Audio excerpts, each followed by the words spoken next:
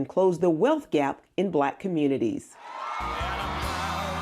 President Trump pitching the plan recently in Atlanta. And I'm here today to announce a brand new plan to deliver more opportunity, more security, more fairness, and more prosperity to Black communities. We call it the Platinum Plan. Platinum Plan.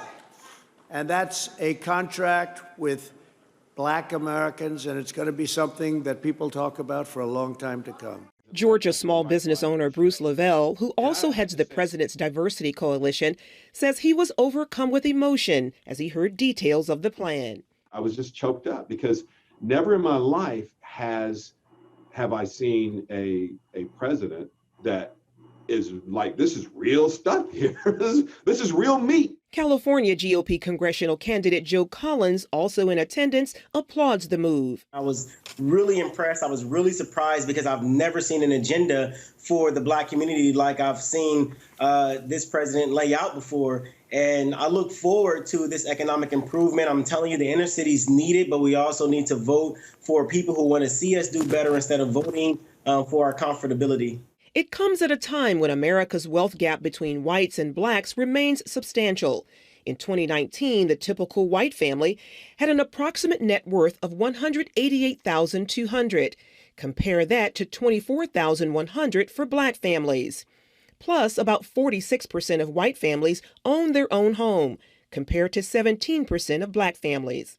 The president promises over the next 4 years his administration will improve those numbers by creating 3 million jobs for the Black community, 500,000 Black-owned businesses, while increasing homeownership opportunities and providing access to better education and higher policing standards. And this is a tremendous, tremendous boost for, as I say, the underserved communities across this great nation, from California to New York to Florida, Georgia, Alabama, Mississippi, North Carolina, South Carolina, Tennessee.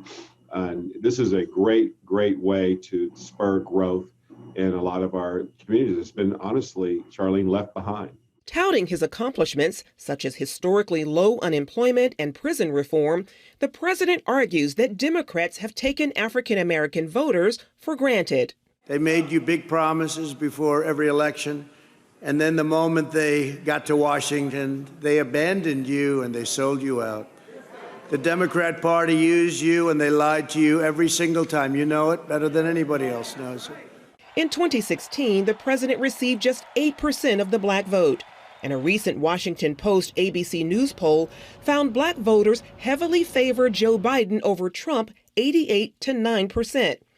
LeVell says it's time for Blacks to seriously consider what Trump has to offer. Take a look around you and ask yourself, do you like your roads? Do you like your schools? Do you like everything around you? And I think it was fair to ask, well, if the answer is no, then let's try it this way. Don't get caught up in the emotions. Pay attention to the numbers. He admits it's a tough sell, considering the hostility and division in today's political climate. There's only a handful of courageous, crazy people like me that actually go out on national stage and talk about it because of the fear of the cancel culture. It's very divisive and it's very aggressive towards anything that interrupts or disturbs, watch this, the quote, pay-to-play establishment. Yet LeVell is hopeful the election results will prove the polls wrong. I see it in the high teens, maybe low 20s. To further woo Black voters, the president's plan also includes a proposal to make Juneteenth, the day African Americans mark the end of slavery in the U.S., a federal holiday. Charlene Aaron, CBN News.